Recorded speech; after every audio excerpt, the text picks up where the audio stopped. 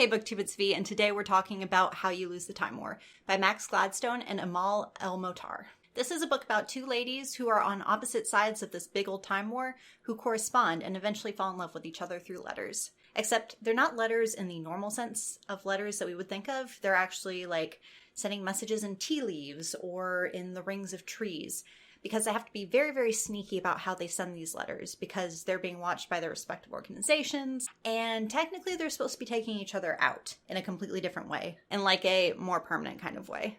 One thing I really enjoyed was the prose. It was very simplistic and yet very, very beautiful. El-Mohtar wrote one character, Max Gladstone wrote the other. There's this sort of like intimacy in these letters. Not intimacy as in this is a smut book, because there's like none of that.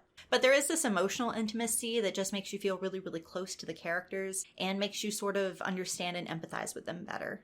One of these characters is named Red, and her organization is kind of this like AI hive mind robot syndicate type people. And Blue is from a side that is equally as hive mind and yet is more based in nature. Now, we don't know why the time war started or why these two women are fighting each other. And at first I thought that was really weird. But I don't think that the whole time war is the main point of the story. Yes, it's the thing that drives the conflict, and it's this big event that the characters are caught up in, but I don't think that it's important to us as readers to know exactly why they're fighting. And quite honestly, I don't think that Red and Blue quite understand why they're fighting each other either. One of the cool things about this book is instead of being told from the perspectives of the generals or the other high stakeholders who actually have a say in what goes on in this conflict, the story really focuses on more of the grunts who just have to do what they're told, and they don't really understand why. And I think that that brings up a really good point that we kind of miss in a lot of war stories. The combatants have a lot more in common with each other than they have in their respective organizations. They're all people, they're fighting for some reason, but they don't quite know why. And that leaves a lot of time for introspection and them asking themselves if the ends justify the means, or if there's something more important worth fighting for. I also really, really like the pacing, because even though there are action scenes, the main focus is those really intimate moments when each woman finds the letter that's addressed to her and goes and reads it. And their interpersonal conversations just, I don't know, it's like a slow burn and you're happy the entire time.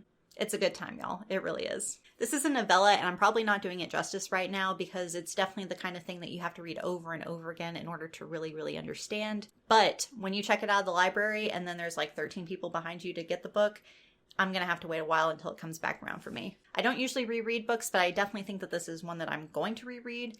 And if you're thinking of picking up This Is How You Lose the Time War, I highly recommend you do. It's totally worth your time. If you like what I do, please hit the subscribe button and join the Cap Nation. We'd love to have you. I post bookish videos pretty much every week. I like to review books and discuss books and just do stuff with books because. Like, share, subscribe on all your social media. And if you think that I suck at this whole booktube thing, also leave me a comment down below and I'll try to suck better next time. Bye!